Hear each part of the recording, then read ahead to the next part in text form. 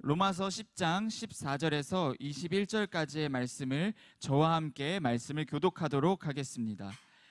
그런데 그들이 믿지 않는 분을 어떻게 부르겠습니까? 듣지도 못한 분을 어떻게 믿겠습니까? 전하는 사람이 없이 어떻게 듣겠습니까? 또 보냄을 받지 않았으면 어떻게 전하겠습니까? 기록되기를 좋은 소식을 전하는 사람들의 발이 얼마나 아름다운가 라고 한 것과 같습니다. 그러나 그들 모두가 다 복음에 순종한 것은 아닙니다. 이사야는 주여 우리의 전한 것을 누가 믿었습니까? 라고 했습니다. 그러므로 믿음은 들음에서 나고 들음은 그리스도의 말씀에서 납니다. 그렇다면 내가 묻겠습니다. 그들이 듣지 못했습니까? 물론 그렇지 않습니다. 그들의 음성이 온 땅에 퍼졌고 그들의 말이 땅끝까지 이르렀다 라고 했습니다. 내가 다시 묻습니다. 이스라엘이 알지 못했습니까? 먼저 모세가 말하기를 내가 백성이 아닌 자로 너희를 시기하게 하고 내가 미련한 백성으로 너희를 분노하게 할 것이다 라고 했습니다.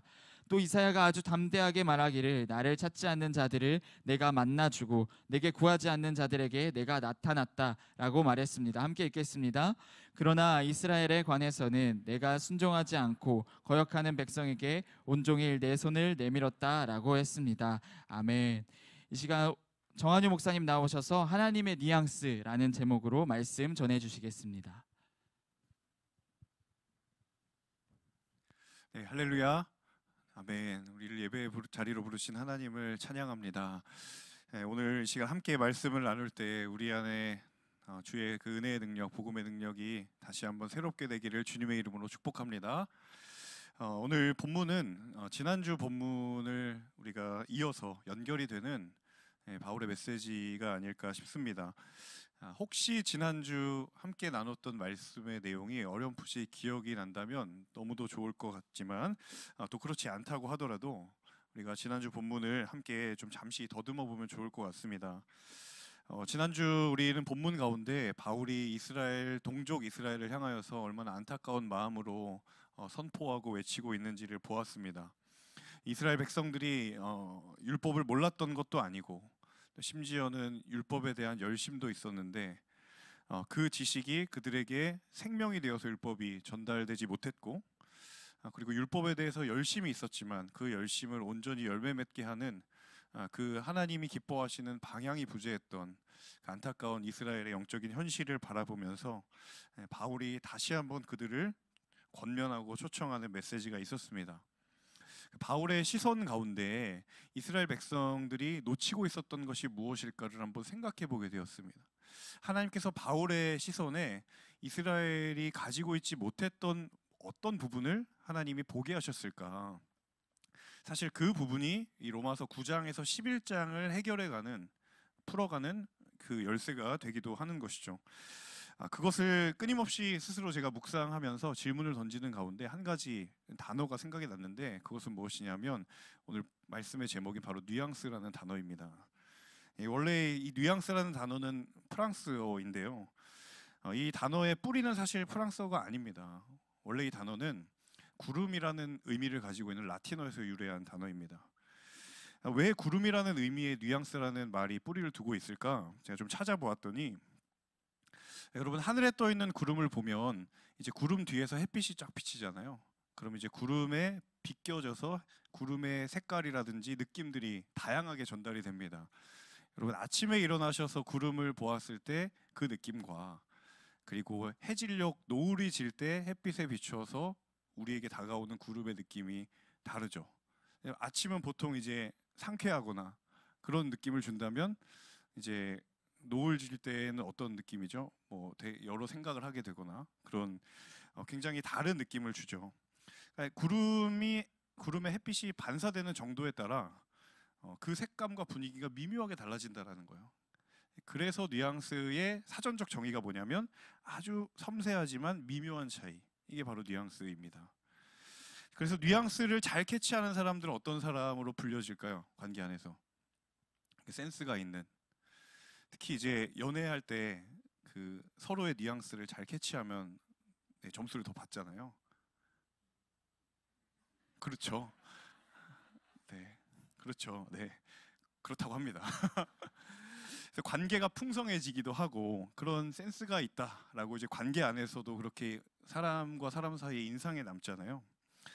자, 하나님께서 유대인과 이방인들에게 동일하게 복음을 사실 알려주셨습니다.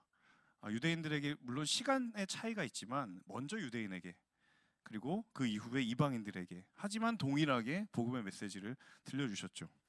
자, 그런데 이방인들은 그것이 정말 내게 복된 소식이구나, 나를 정말 참으로 자유케 하는 소식이구나 라고 받아들이고 그 복음을 빠르게 받아들였습니다. 그런데 반대로 유대인은 그렇지 않았던 것이죠. 그래서 하나님께서 끊임없이 이스라엘에게 바울처럼 아마 안타까운 마음을 가지셨을 거라고 생각합니다. 이스라엘에게 이 복음 안에 그 하나님 당신만의 뉘앙스를 계속 넣어서 이야기하시는 거예요. 굉장히 미묘하지만 놓치면 안 될, 정말 유대인들이 꼭 붙들고 놓치지 않기를 바라는 하나님의 마음이 본문의 메시지 가운데 담겨져 있는 거예요. 그리고 지속적으로 포기하지 않고 그들이 듣기를 원하는 마음으로. 저는 오늘 이 말씀을 나누는 가운데 하나님이 저와 여러분에게 정말 이것을 놓치지 않기를 원하는 주님의 마음이 우리 마음 가운데 이식되는 그 영적인 은혜가 있기를 주님의 이름으로 축원합니다. 오늘 함께 말씀을 나눌 텐데요. 우리 먼저 14절과 15절의 말씀을 함께 읽어보도록 하겠습니다. 함께 읽습니다. 그런데 그들이 믿지 않는 분을 어떻게 부르겠습니까? 듣지도 못한 분을 어떻게 믿겠습니까? 없이 어떻게 듣겠습니까? 또 보냄을 받지 않았으면 어떻게 전하겠습니까? 이제 바울이 복음이 누군가의 인생 가운데 임할 때 정말 복음이 생명력 있는 능력으로 그 인생을 변화시키는 역사가 일어날 때 그런 인생들의 한 가지 공통점이 있는 것을 발견하게 된 거예요. 어떤 것이냐면 같이 한번 따라해 볼까요? 영적인 선순환. 영적인 선순환이 일어난다는 것을 알게 된 거예요. 그 선순환의 원리가 뭐냐면 14절과 15절에 나와 있습니다. 보냄과 전함과 들음과 믿음과 부름이라는 5가지의 단계의 선순환이 일어난다는 거예요. 하나님이 누군가를 보내셔요. 복음을 들어야 될 누군가를 향하여서 보내시는 거예요. 그리고 그 사람을 통해 그 복음을 전하셔요. 전한 그 사람의 복음의 메시지를 통해 누군가가 들어야 될 그 사람이 듣는 거예요. 그리고 그것을 듣고 믿고 부른다라는 거예요. 여기서 부른다라는 것은 예수를 주로 고백한다라는 거예요. 선포하게 된다라는 거예요. 그런 일들이 정말로 일어난다라는 거예요. 복음이 정말로 임하면. 또 놀라운 사실은 그렇게 영향을 받은 한 사람이 또 다른 누군가로 가서 이 영적인 선순환을 또 불러일으킨다라는 거예요. 내가 그렇게 듣고 믿고 주를 부른 것처럼 내가 누군가에게로 다시 가서 전하고 그것을 듣고 그것을 믿고 예수를 주로 고백하는 일들이 일어난다라는 거예요.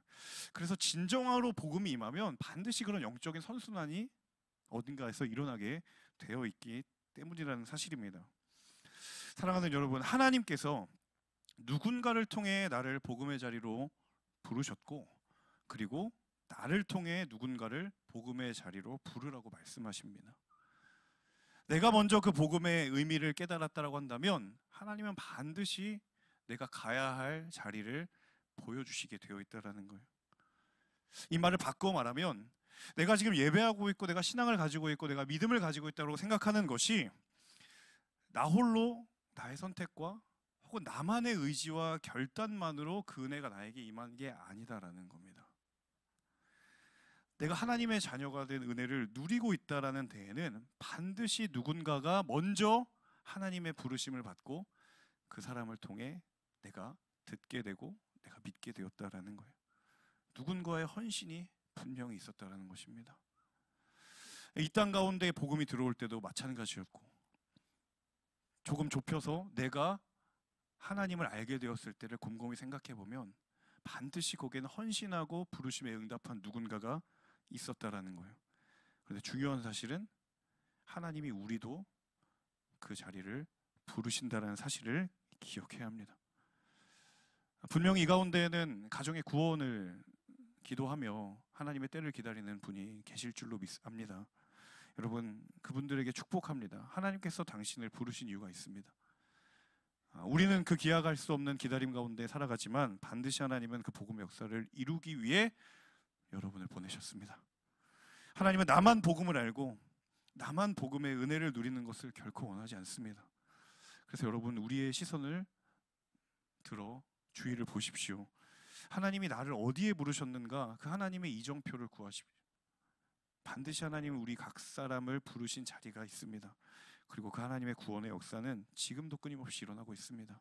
그것이 가정이든 직장이든 또 그것이 공동체이든 또 그것이 또 어딘가이든 하나님이 우리를 통해 그 영적인 선순환의 자리로 부르실 때 여러분, 그 부르심을 마다하지 않는 순종하는 우리가 되기를 주님의 이름으로 축복합니다. 우리 15절 하반절의 부분을 같이 함께 읽어볼까요? 15절 하반절 함께 읽습니다. 기록되기를 전하는 사람들의 발이 얼마나 아름다운가 라고 한 것과 같습니다. 제가 앞에 그 영적인 선순환이 일어났을 때 복음이 전해지는 광경을 바울이 한 문장으로 요약을 해서 표현한 거예요. 이사야 52장 7절의 말씀을 인용해서 정말 복음이 어딘가에 임하면 이런 일들이 일어난다. 그 모습이 좋은 소식을 전하는 사람들의 발이 참 아름다울 정도다 라고 이야기를 하는 거예요.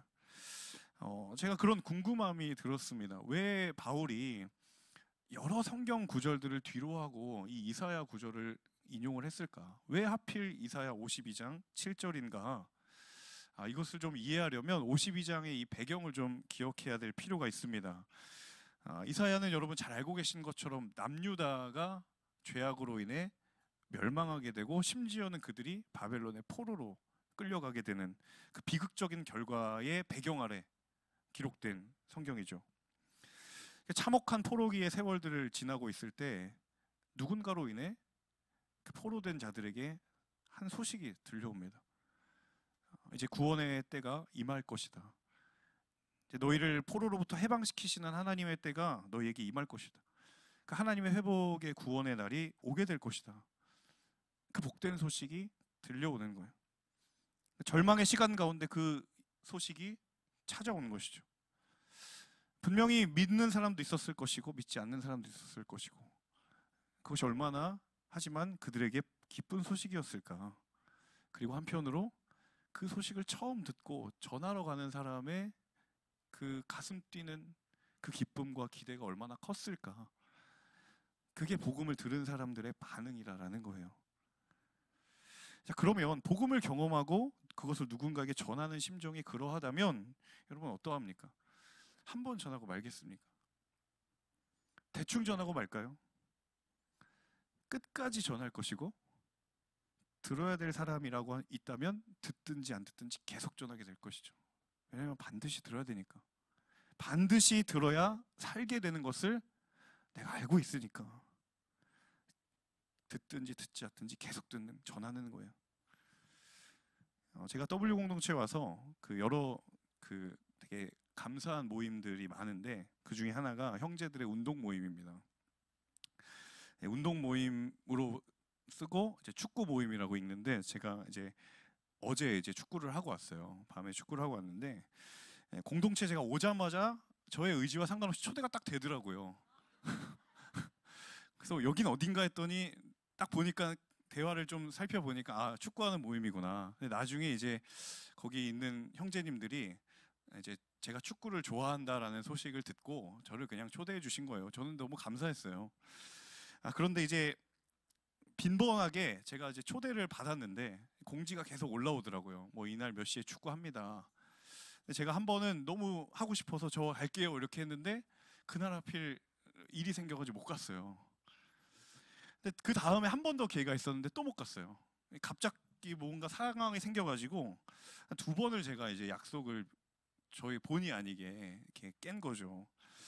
나중에 이제 그러니까 괜히 간다고 해놓고 못 가면 좀 신뢰가 될 것 같아서 간다고 얘기를 안 하게 됐습니다. 그래서 눈팅만 하고 있었죠. 정말 되면 가겠다. 그러고 있었는데 저도 방이 워낙 많으니까 이제 거기서 내용들이 올라오는 걸 수시로 확인이 안 되잖아요. 한동안 잊고 지냈는데 카톡방에 계신 어떤 분이 계속해서 공지하신 분이 계세요. 우리 축구한다. 나오면 좋겠다. 가끔은 목사님도 오세요. 이렇게 얘기하시는 분이 계세요. 이렇게 지속적으로. 누군지 알려고 하지 마세요. 네. 근데 제가 금요일 날 깜빡 잊고 있었어요. 이 방의 존재를. 너무 이제 카톡방이 많으니까. 근데 그분이 계속 외치니까 어떻게 해요? 1, 2, 4, 읽지 않은 메시지가 계속 늘어나잖아요. 근데 제가 그걸 알게 됐어요. 아, 내일 축구하는구나. 그런데 실제로 제가 그날 시간이 돼서 이제 어제 간 거예요. 되게 궁금했어요. 이 외치는 분은 얼마나 축구를 좋아하길래. 실제로 나가보니까 정말 좋아하시는 것 같아요. 정말 사랑하시는 것 같아요. 여러분, 내가 경험한 소식이 정말 기쁘고 좋은 소식이고 그거 정말 누가 알았으면 좋겠는 소식이라면 그들의 특징은 뭐냐면 그걸 정말 경험한 사람입니다. 내가 경험했으면 반드시 말하지 않을 수가 없어요. 여러분, 맛집 같은 데 소개할 때 어디 네이버나 이런 데 정보를 통해서 소개하는 거랑 내가 정말 거기 가봐서 너무 그 집 맛있어서 그 집 가보라고 권하는 게 여러분 뉘앙스가 같은가요? 다르죠. 저도 가끔 추천을 해줄 때가 있는데 제가 가본 집은 확실하게 여기는 진짜 가봐야 된다 라고 말하지만 어디서 들으면 여기 좋다고 하더라. 저도 어감이 달라지거든요. 복음도 마찬가지입니다. 내가 그 경험을 정말 했고 정말 그 복음이 나를 살렸고 나를 정말 자유케 한 그 복음이라면 그게 얼마나 귀하고 복된 소식인지를 내가 깨달았으면 말하지 않을 수가 없죠. 하지 말라고 해도 끝까지 전할 수가 밖에 없는 것이죠. 그래서 초대교회의 사도들 그리고 그리스도인들이 어떻게 불림을 받았냐면 그들은 증인이라고 불림받았어요. 증인의 가장 중요한 책무는 내가 보고 듣고 경험하지 않은 것 외에는 이야기하지 않습니다. 왜냐하면 증인으로서 그것은 효력이 없기 때문이죠. 왜 증인인가? 진짜 경험한 사람들이기 때문입니다. 여러분, 우리 스스로에게 한번 질문해 보면 좋을 것 같아요. 나는 증인인가? 아니면 들었던 사람인가? 여러분, 정말 증인이십니까?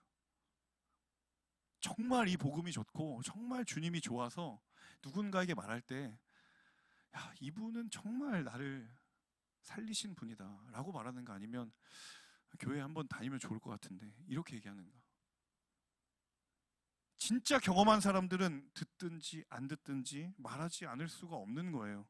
왜냐하면 반드시 그 소식을 들어야 되는 때가 필요하다라고 내가 느끼기 때문이죠. 그래서 에스겔 선지자가 하나님의 음성을 들을 때 그 자신의 정체성을 이렇게 고백을 하는 장면을 보게 됩니다. 우리 에스겔 33장 7절에서 9절의 말씀을 함께 같이 읽어보겠습니다. 시작. 사람아, 내가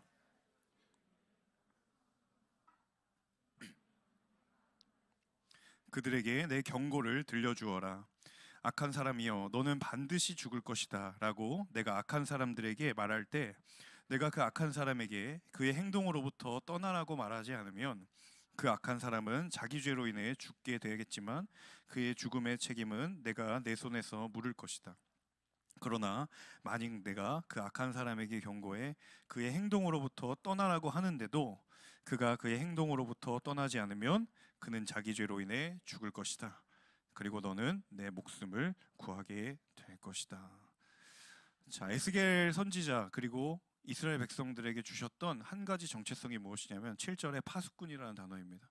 파수꾼을 기억해 주세요.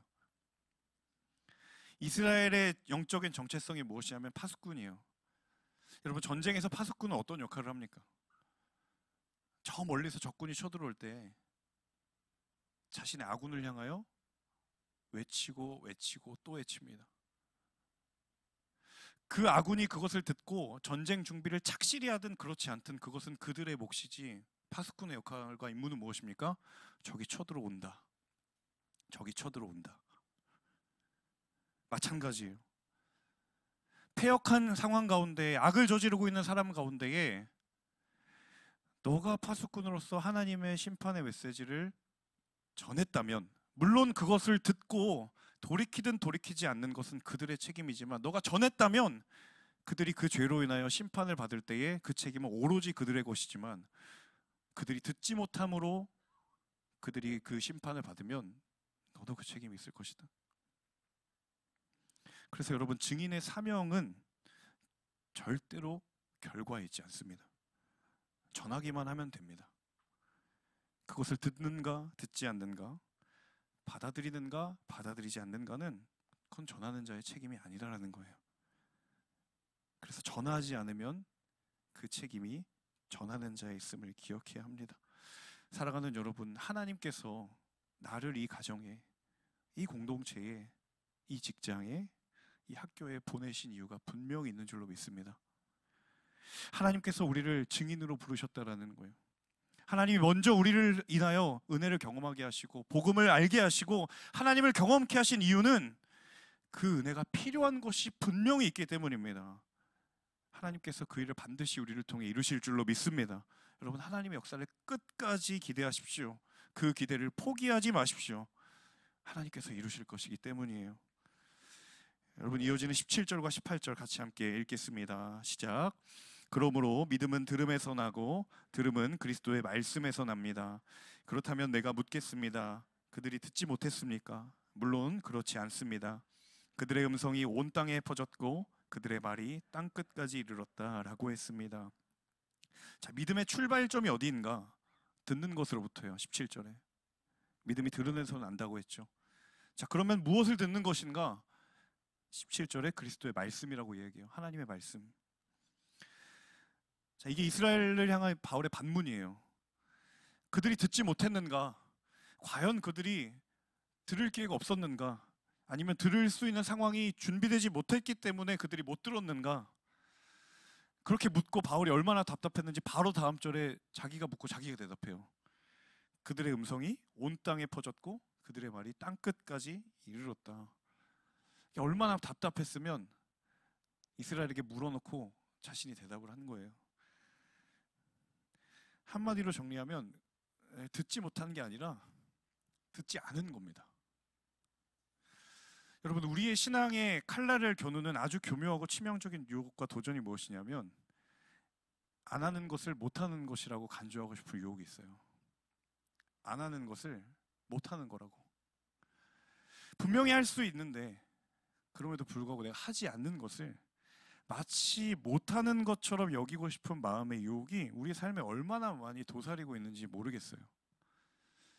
저희 집에서도 제가 이걸 발견하게 돼요. 아이들도 이거 알거든요. 저희 둘째가 종종 하는 얘기가 나 못하겠어 예요. 그럼 제가 집요하게 얘기해요. 넌 할 수 있어. 거기까지 했어야 되는데 너는 못하는 게 아니라 안 하는 거야. 이렇게 얘기를 하거든요. 그럼 되게 이제 나도 아는데 그렇게까지 굳이 말해야 되냐, 애가 그런 표정을 지으면서 결국 해내요. 그럼 제가 또 그 봐, 못하는 게 아니라 안 하는 거잖아 이러면서 할 수 있다고. 가만히 보면 사람들이 할 수 있는데 안 하는 것을 못한다라고 말하고 싶어요. 그렇게 하고 싶은 것이 우리 안에 마음들이 있습니다. 여러분, 순장을 안 하는 겁니까? 못하는 겁니까? 물론 이 가운데는 정말 상황상 안 되는 분은 제가 제외하는 겁니다. 여러분, 스스로에게 정직하게 내가 리더십을 안 하는 건가 못하는 건가? 제가 이번 주에 한 전화를 한 100통 가까이 했는데 사람을 연구하게 되더라고요. 정말 안 하는 건가 못하는 건가? 여러분, 하지 않는 것과 못하는 것은 다른 거잖아요. 내가 말씀을 듣지 못하는 것과 말씀을 듣지 않는 것은 엄연히 다른 거잖아요. 말씀대로 살아내지 못하는 것과 말씀대로 살지 않는 것은 엄연히 다른 것이고 그것은 내가 가장 잘 알고 하나님이 잘 아십니다. 왜 우리는 그런 유혹에 마주할까? 내가 책임지고 싶지 않은 거예요. 그래도 못하면 최소 내 책임은 아니잖아요. 그리고 내가 그것을 결단하기에는 여전히 내 눈앞에는 수많은 것들이 나의 마음을 빼앗기고 있는, 나의 마음이 분산되어 있는 거예요. 하나님은 할 수 있다. 할 수 있음이 무슨 말이냐? 믿는 자에게는 능치 못함이 없다라고 말씀하심에도 불구하고 하나님 못한다고. 사실은 하고 싶지 않은 거죠. 했다가 괜히 엄한 꼴을 당하지는 않을까. 여러분, 우리의 믿음의 순도가 높아지기를 주님의 이름으로 축원합니다. 하나님 앞에 복음을 향해 우리의 믿음의 헌신의 수위가 깊어지고 높아지기를 주님의 이름으로 축원합니다. 여러분, 정말 못한다라고 한다면 하나님이 그것을 아시고 하실 수 있게 하실 거예요. 하지만 안 한다라고 한다면 그것은 우리의 결단입니다. 우리 마지막 20절과 21절 같이 함께 읽어볼까요? 함께 읽습니다. 또 이사야가 아주 담대하게 말하기를 나를 찾지 않는 자들을 내가 만나주고 내게 구하지 않는 자들에게 내가 나타났다라고 했습니다. 그러나 이스라엘에 관해서는 내가 순종하지 않고 거역하게 하는 백성에게 온종일 내 손을 내밀었다라고 했습니다. 자, 내가 순종하지 않고 거역하는 백성에게 온종일 내 손을 내밀었다. 그러니까 얼마나 안타까운 마음이 담겨 있을까요? 그들 하나님 찾지 않는 자들이에요. 그런데 하나님 그들을 끝까지 만나려고 애를 썼고, 그들 하나님께 구하지 않는 자들인데 하나님은 그들에게 나타나셨다는 거예요.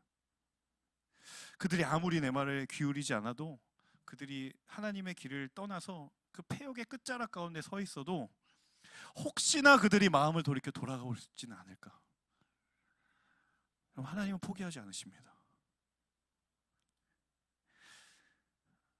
당신의 마음이 너덜너덜해져도 괜찮다고, 내가 내 마음 다 갈기갈기 찢겨지고 배신감과 그 정말 오해와 여러 가지 그 감정 가운데 너만 돌아올 수 있다면 나는 그래도 괜찮다고. 여러분, 만약에 남녀관계에서 이러면 어떻게 됩니까? 그냥 매장이잖아요. 네. 반대편 어때요? 이렇게 바보같이 그러냐, 빨리 접어라, 끝내라.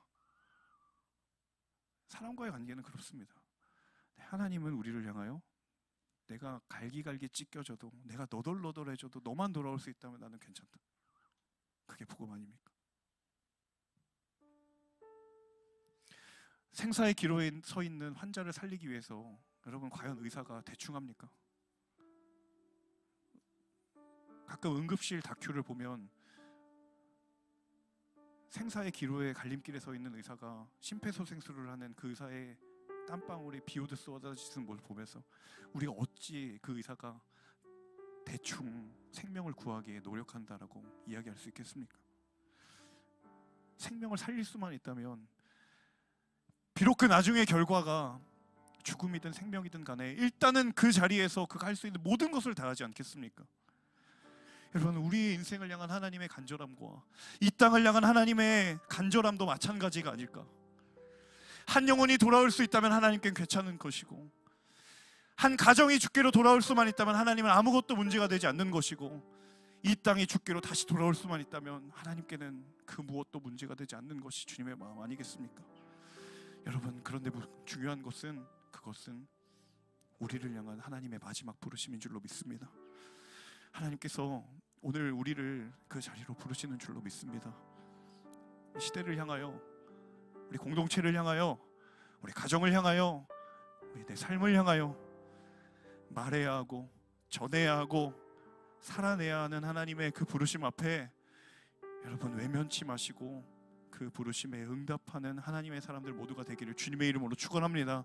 하나님이 여러분을 그렇게 살리셨다면 여러분도 살리는 자리로 나아가십시오.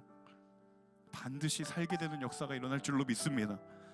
우리 이 시간 함께 찬양함이 있기를 원하는데요, 제가 말씀을 준비하면서 그 하나님의 마음을 이 찬양 가운데에 담았으면 좋겠다라고 정말 이 찬양을 골랐는데, 우리 인도자님께서 저와 협의 없이 정확하게 이 선곡을 똑같이 해주셨더라고요. 그래서 인도자님이 겹치는데 괜찮을까요? 조심스럽게 물어보시더라고요. 겹치니까 더 좋죠 라고 얘기했거든요. 여러분, 하나님께서 이 땅을 바라보시는 그 주님의 마음을 묵상하며 하나님 그 마음 내게 주십시오. 우리 이 찬양 가운데 함께 우리의 마음을 드렸으면 좋겠습니다. 내 눈이 주의 영광을 볼 때, 하나님 주의 그 임재를 볼 때, 하나님 그 주님의 마음으로 세상을 바라보고 우리 가정을 바라보고 교회를 바라보고 내 삶을 바라보게 하여 주옵소서. 우리 함께 찬양하며 나아가겠습니다.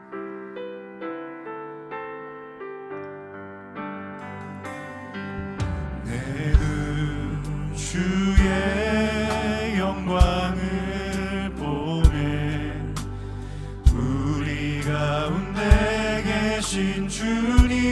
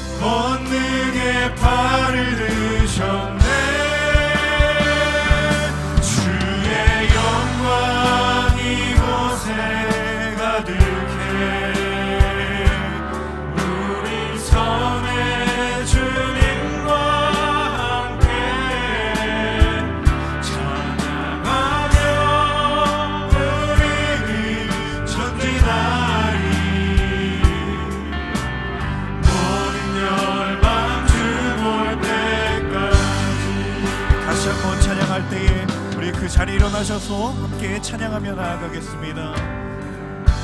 내 눈 주의 영광을 보네. 내 눈 주의 영광을 보네. 우리 가운데 계신 주님, 우리 가운데 계신 주님, 그 빛난 영광,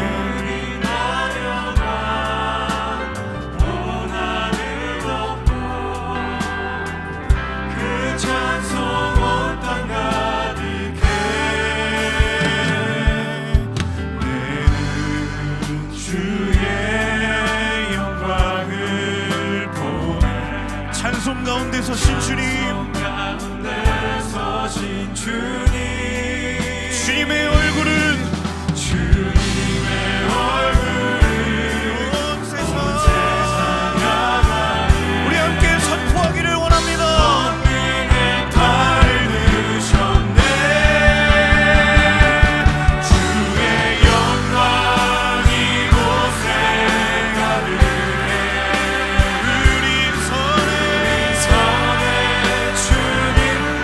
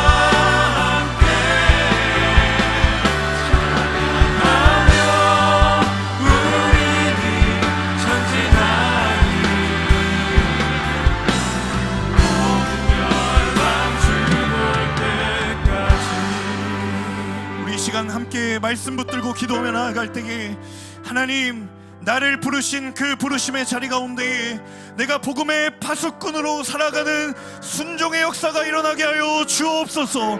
우리가 들은 것, 우리가 전함받은 것, 우리가 알고 있는 것, 우리가 붙들고 있는 것, 하나님 나도 전하게 하여 주옵소서. 하나님 선포케 하여 주옵소서. 우리의 부르심을 주님 손에 올려드리며 이 시간 다시 한번 기도하며 나아갈 때에 우리의 주님의 이름 한번 크게 외치며 간절한 마음으로 기도하며 나아갑시다. 주여, 살아계신 아버지 하나님, 그렇습니다. 아버지 하나님, 우리를 주의 영적인 파수꾼으로 세워주심에 감사합니다. 아버지 하나님, 우리를 부르신 하나님의 그 부르심을 따라 나아갈 때에 하나님 우리를 사용하여 주시옵소서.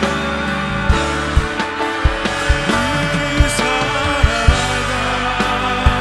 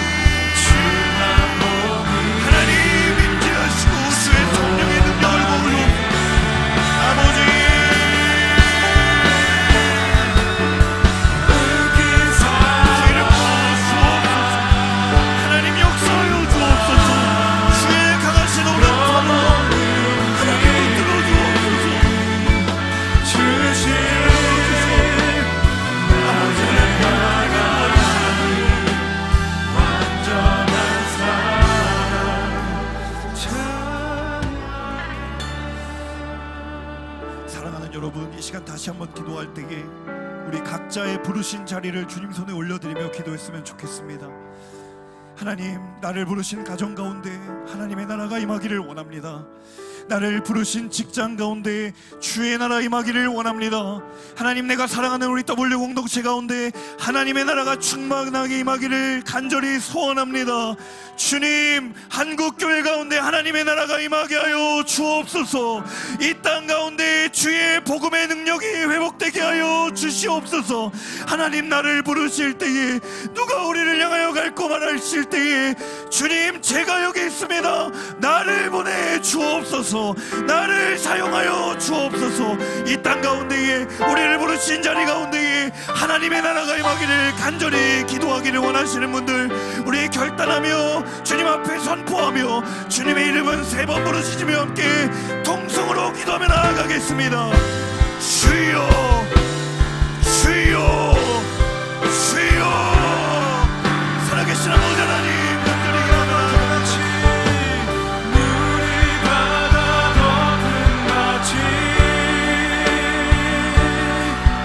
살아계신 아버지 하나님, 나를 부르신 그 자리를 주님 손에 올려드립니다. 하나님의 나라가 충만하게 임하기를 원합니다. 하나님, 이 땅 가운데 하나님의 나라 임하게 하여 주옵소서. 우리 공동체 가운데 복음의 능력이 임하게 하여 주옵소서. 한국교회 가운데 하나님의 나라가 회복되게 하여 주옵소서. 하나님, 가정 가운데 구원의 역사가 일어나기를 원합니다. 하나님, 직장 가운데 아버지 하나님,